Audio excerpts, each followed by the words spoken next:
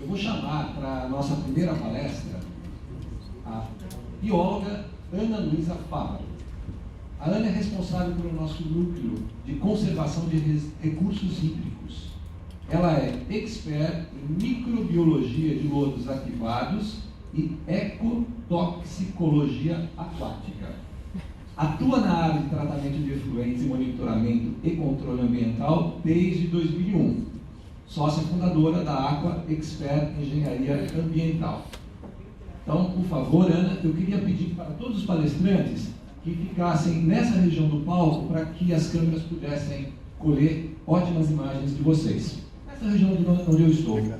Assim a gente vai ter belos filmes para a gente poder depois compartilhar nas nossas redes. Boa apresentação.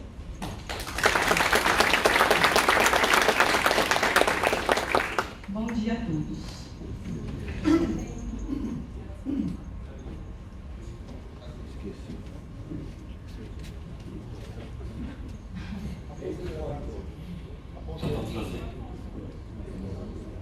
Alguém aqui já me conhece das redes sociais? Não? Até fazem uma brincadeira comigo, eu sou uma blogueira de merda. Eu falo sobre tratamento de esgoto. Então, eu acho bem injusto isso, mas vamos lá. Primeiramente, obrigada a todos por terem vindo. Quando o pessoal da VW me chamou para fazer parte dessa curadoria, fiquei realmente muito empolgada para falar de um tema que eu simplesmente amo. Sabe aquelas pessoas que nasceram para já saber o que ia fazer da vida? Eu sou uma dessas pessoas. Às vezes eu vejo jovens, né? Muito indecisos sobre o que fazer. Eu não passei por isso, era muito clara a minha vocação, muito clara a minha missão. Então, para mim está muito confortável e eu fico muito feliz de poder falar sobre recursos hídricos, né? Que o conceito são as águas superficiais ou subterrâneas disponíveis para qualquer tipo de uso de região ou bacias. Então o Afonso falou muito bem sobre isso, né? A gente achava que eram fontes inesgotáveis e hoje a gente está vendo que não é bem assim. Bom, e a minha história começou, deixa eu voltar, vocês vão ficar tentando me procurar ali. Quando eu era bem pequenininha, e eu, antigamente, na minha época, né, tinha nos banheiros uma coisa chamada bidê. Quem não é da década, quem nasceu a partir de 90, acho que já não sabe muito bem o que é isso, né? Mas eu enchia o bidê com água e ali eu realmente viajava na maionese. E eu ficava imaginando mil coisas sobre como que era a água, do que era aquela composição, como que seria se eu tivesse nascido um peixe. Enfim, todas essas perguntas e esses questionamentos foram aumentando cada vez mais. E alguém que conhece Espírito Santo? Olha que legal! Eu sou de lá, sou de Capixaba. E eu morava numa região lá em Vila Velha, muito pobre. E na frente da minha casa passava um córrego, que era, na verdade, esgoto bruto, né? Puro. Eu não tenho lembranças desse tempo, porque eu era bem pequenininha, mas esse córrego ainda existe lá em bairros próximos, né? E recentemente eu até estive lá e eu tirei uma foto. E meu pai falou assim, cara, que isso, né? Tanto lugar para você tirar foto, você vai tirar foto daqui?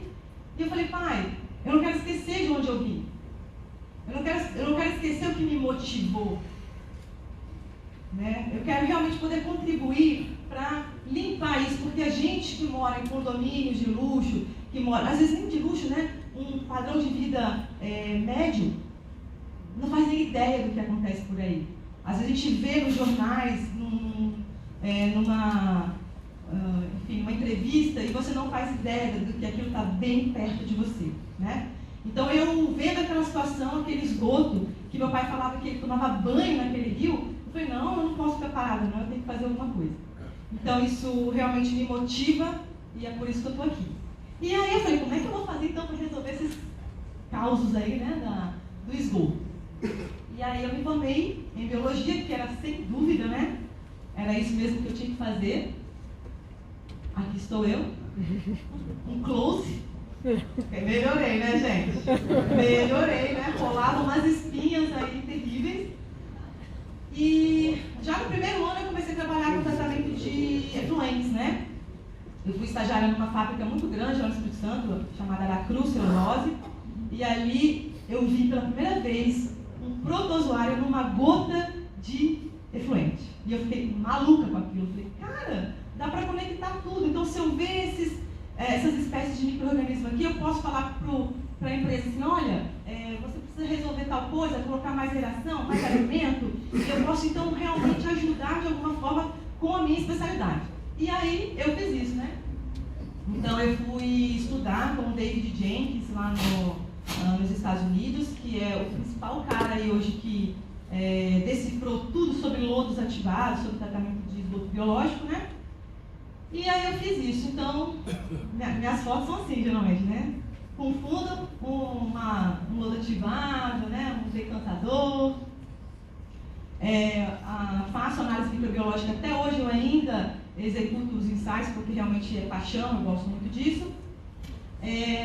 Dou muitos treinamentos. Aliás, isso é uma das coisas que a gente mais percebe, você passar o seu conhecimento, né? Explicar para quem não sabe o que está fazendo de errado. Olha, é assim, existe um método, existe uma maneira, faz desse jeito que dá certo. Então, a gente tem treinamentos, né, sobre essa área e não conta para ninguém não, tá?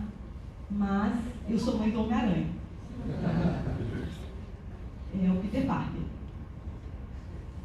Então, hoje vamos basicamente falar sobre o cocô.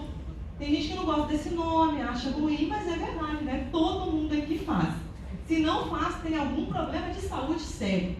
Então, a gente não tem que ter vergonha desse tema, não tem que ter vergonha de falar o nome.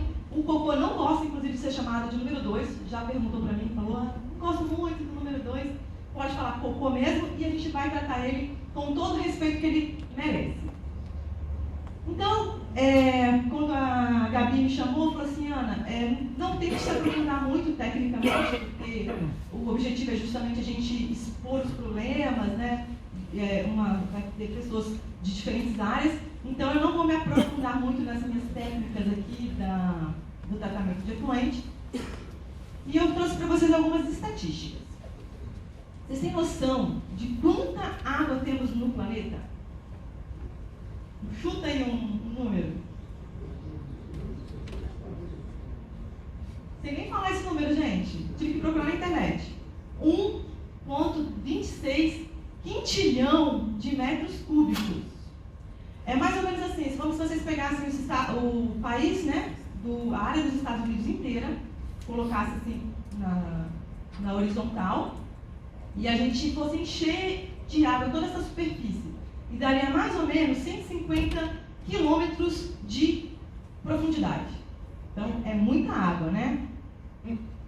Só que, o que importa mesmo, gente, é a água doce, né? Então, 97% de toda essa água está nos oceanos. E apenas 3% é água doce. Desses 3%, 30% dessa água está nos nossos lençóis freáticos, 69% está congelada e apenas 1% é água doce. Na verdade, é menos de 1%, tá? É água superficial. E isso nos faz pensar o seguinte, a água realmente é um bem extremamente precioso. Só vendo esses números, né? Uma em cada 6 pessoas no planeta não tem acesso à água potável. Cara, uma em cada 6. Em 2016, a ONU estimou que 2/3 do planeta sofreria com estresse hídrico. Entenda como estresse hídrico a falta de água, ok? Então, gente, nós estamos em 2020. Então, tá acabando esse prazo aí, o negócio está ficando feio. E 2 bilhões de pessoas todos os anos morrem em áreas secas do planeta devido à escassez severa de água. E eu queria trazer aqui algumas frases de especialistas, né, como o Kofi Annan. Ele falava o seguinte, né, ele é ex-secretário-geral das Nações Unidas: a feroz concorrência pela água terminará em guerra. Aliás, eu me lembro muito bem de uma aula minha de ecologia, uma charge que o professor colocou, aquilo mexeu muito comigo, que era justamente uma cena de guerra por água. E, por exemplo, hoje eu moro em Santos. Cara, pensa num lugar que chove, né? E às vezes a gente não tem noção, fica lá reclamando, né? Hoje eu já falo assim, bênção, vem bênção, porque realmente, só de pensar que tem gente, né? África mesmo, vários lugares na África que as mulheres sofrem vários problemas de estupro, por exemplo, porque o caminho que ela faz para ir até a água é super perigoso, né? Então, a gente vê como que nós somos realmente abençoados. Outro ex-secretário-geral das Nações Unidas fala: a água será mais importante do que o petróleo ainda neste século. E para que a gente usa a água no nosso dia a dia? Para a gente beber, para a gente cozinhar, para gerar energia, né, nos nossos sistemas de hidrelétricas, para irrigação da agricultura. E uma coisa que nunca ninguém pensa é no ecossistema em geral. A água é extremamente importante para equilibrar o nosso ecossistema. Então a gente já sabe que quando tem a perda de uma comunidade animal, a gente sofre. Então imagina, se tem pouca água, menos peixe, né?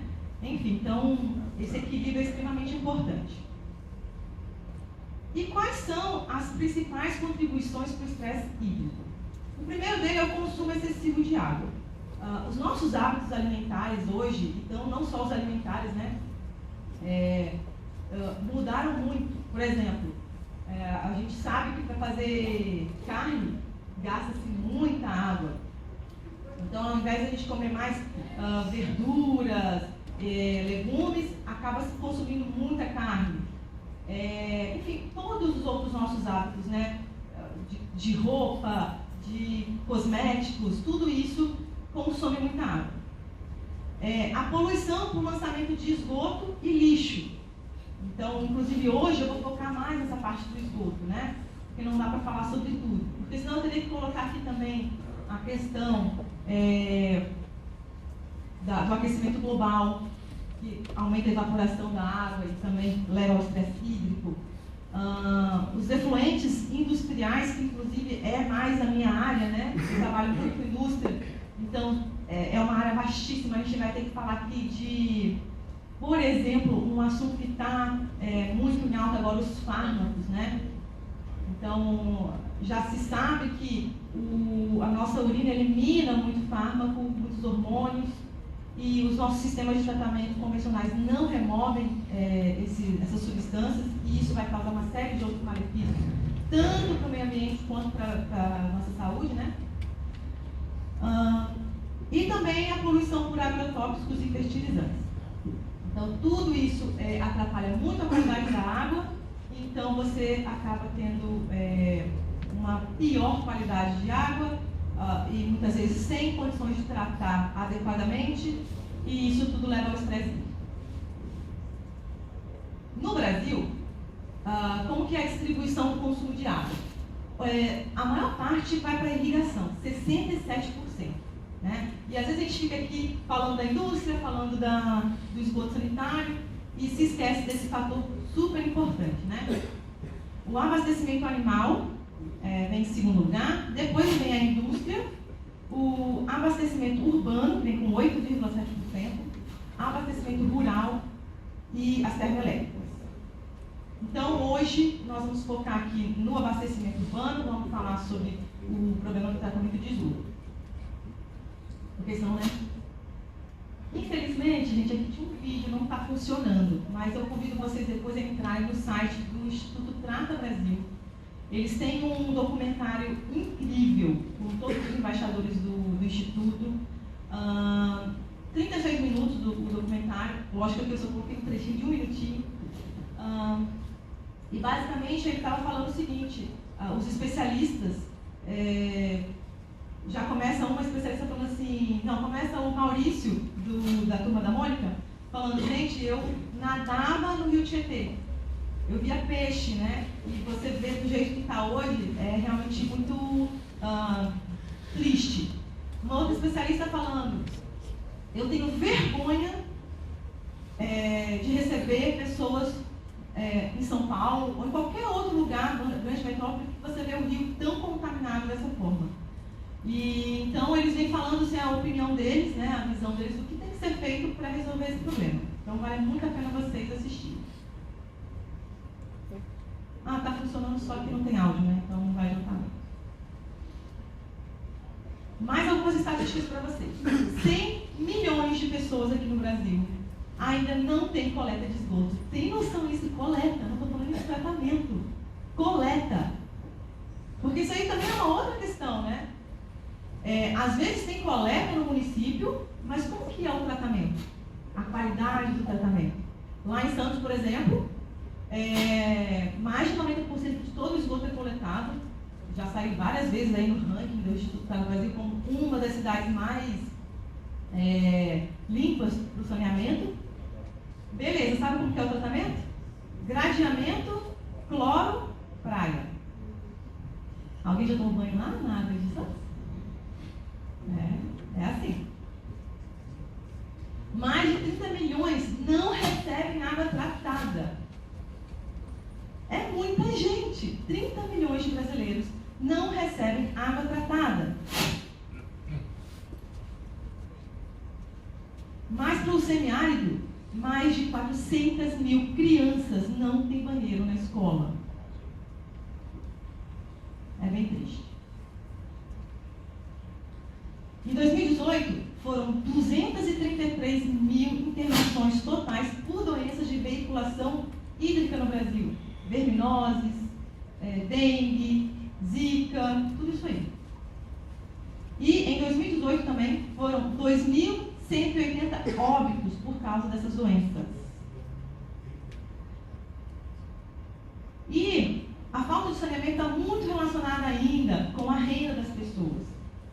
Né? Pessoas que têm uma renda de R$ 2.900 mais ou menos, são pessoas que têm acesso a uma boa rede de saneamento.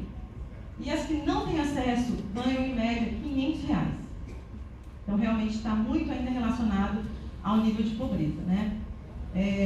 E eu fico muito triste quando eu vejo uma estatística dessa de pessoas, principalmente geralmente essas pessoas que vêm a óbito são crianças, né? Porque não tem um negócio tão simples. Lá em Roma, na época do Império Romano, já tinha tratamento de água e esgoto, né? Em termos de tecnologia, como que isso está? Isso avançou? Sim, avançou. Mas a coisa é muito parecida com o que era já lá atrás, há séculos atrás. É o tratamento biológico, né? E enquanto não tiver realmente um plano sério, isso é feito com planejamento, né? Já a coisa não anda. E é como eu falei para vocês, parece que isso tudo, esses dados todos são muito irreais, muito distantes de nós, né? Mas, alguém lembra dessas imagens aí de 2 meses atrás? Rio de Janeiro, Rio Guandu, a água completamente contaminada, com cheiro, com odor, né, com sabor ruim. Mais de 1 milhão de pessoas afetadas por esse problema da água, não podiam tomar água do filtro, tinha que comprar água mineral. Vergonha, né? Vergonhoso. Agora, não vamos só acusar, né? Por que essas coisas acontecem? Bom, primeiro é que existe um padrão de qualidade de água para você usar. Então nós temos lá o CONAMA 357, que regulamenta a qualidade da água. Então, para você fazer uma estação de tratamento de água convencional, como é feito em todos os países, você precisa ter uma qualidade de água. E para você tratar essa água, existe então uma certa tecnologia, que normalmente é um sistema físico-químico, né? Você joga um coagulante, esse coagulante flocula aquele material que está em suspensão, ele decanta, depois você passa por um filtro e faz uma desinfecção com cloro ou ultravioleta, enfim, e aí essa água vai para as torneiras das nossas casas. O problema é o seguinte: quando começa a vir um monte de esgoto sem tratamento sendo lançado nessas águas, você começa a lançar coisas diferentes do que deveria ter naquela água. Exemplo, muito nitrogênio, muito fósforo, muita carga orgânica. Não vou nem entrar, tá, gente, no âmbito aí dos efluentes industriais, vou me manter só no esgoto sanitário. E aí, na natureza, é assim: microalgas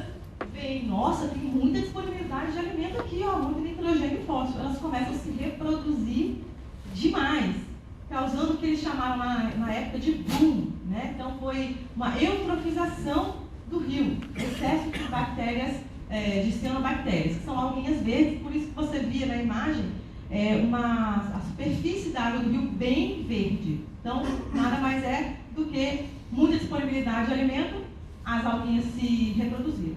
Algumas espécies de algas acabam lançando, né, na água alguns subprodutos. No caso, lá do Rio de Janeiro, essas algas produziram a geosmina. Foi isso que estava provocando, né, isso que estava provocando o gosto e o odor nessa água. Então, neste caso, quando a qualidade da água está fora dos padrões estabelecidos no CONAMA, o que tem que ser feito? Usar outra tecnologia. Então, aquele pessoal da SEDAI estava tendo que tratar esgoto e não água, né? E aí a pergunta aqui no canal, de quem que é a culpa? Né? Alguém aqui levanta a mão se sente de alguma certa forma responsável. Legal. Porque é mesmo. Se você tem um pouquinho de conhecimento e você pode falar com uma pessoa que não tem, fale. Está errado, cara. Está muito errado. A culpa é dos governantes? Quem acha que é dos governantes? Também, porque falta uma política séria em relação a esse assunto, né? E o que nós podemos fazer? Acho que isso é o mais importante, né? Não só apontar o problema, mas o que a gente pode fazer para melhorar isso? Então, eu queria trazer para vocês aquela metáfora, não sei se todo mundo conhece a metáfora da rã. Ela é bem manjadinha, mas eu acho que cabe muito bem aqui. Um certo dia, uma pessoa colocou uma panela com água fria e as rãs viram aquela panelinha lá e pularam lá dentro. A água estava gostosinha, tranquilona, e ficaram ali. Aí esse cara foi lá e ligou o fogo na panela. E aí a água começou a ficar morninha. Ela falou, que delícia essa aguinha. E aos pouquinhos, essa água foi passando de morninha, ficando quente, e elas não foram percebendo. Quando foram ver, morreram todas cozidas. E será que isso não acontece com a gente também? Será que a gente não se acostuma com esse cenário? Será que a gente vê nos noticiários tudo que está acontecendo e começa a achar normal? Não posso fazer nada? É o cara lá da favela que está jogando tudo, lixo, esgoto, será? Então, essa metáfora é para a gente realmente pensar nisso, né? Eu sigo um cara no Instagram que ele é muito legal, o nome, por favor anotem, quem tiver Instagram, Voz das Lagoas. Sigam ele, o vídeo dele é muito legal, ele é um cara que tem uma opinião muito legal. Ele é um pescador, fica pescando ali no sistema lagunar de Jacarepaguá e ele mostra situações assim, há muito tempo já, né? E ele é um cara extremamente simples e ele fala o seguinte, tá vendo aqueles condomínios ali, gente? Tudo de luxo, eles também lançam esgoto. Então, depois procurem ele, é muito legal. E pra gente finalizar, Voz das Lagoas. Para a gente finalizar, algumas dicas de como a gente pode resolver isso, né? Primeira coisa, eu acho que é tomar consciência. É você tornar muito claro na sua cabeça que você tem que fazer alguma coisa. Nem que seja ver uma coisa errada, um cidadão jogando lixo no chão, um cidadão lançando um esgoto errado, falar. Mude seus hábitos, né? A gente está falando do estresse hídrico, parece que não vai chegar para a gente, mas a gente aqui em São Paulo já teve, né? É uma crise hídrica. E com certeza daqui para frente vamos ter outras. Mudar seus hábitos. Na hora de usar água, usar com muita parcimônia, né? Cobre por saneamento. Se é para a gente sair para reclamar de Bolsonaro, de Lula, não sei de quem, cara, vamos também se unir e vamos reclamar. Vamos cobrar dos nossos governantes alguma ação nesse sentido. E por fim, na hora de votar, vamos votar também em políticos que tenham um histórico de ter feito alguma coisa pelo meio ambiente ou pelo saneamento. Ninguém resolve nada sozinho, a gente realmente precisa se unir. Esse evento está sendo maravilhoso para isso, para a gente ver que juntos nós somos muito mais fortes. Vamos ajudar o cara lá da Voz das Lagoas, porque ele precisa ter mais voz, né? Mais seguidores. e pessoas que o ajudem também a tomar alguma coisa, né? Alguma atitude. Essas são as nossas redes sociais, né? É tudo Aqua Expert. Nosso canal no YouTube toda semana tem vídeo de conteúdo e nós temos um blog também lá no nosso site. Obrigada.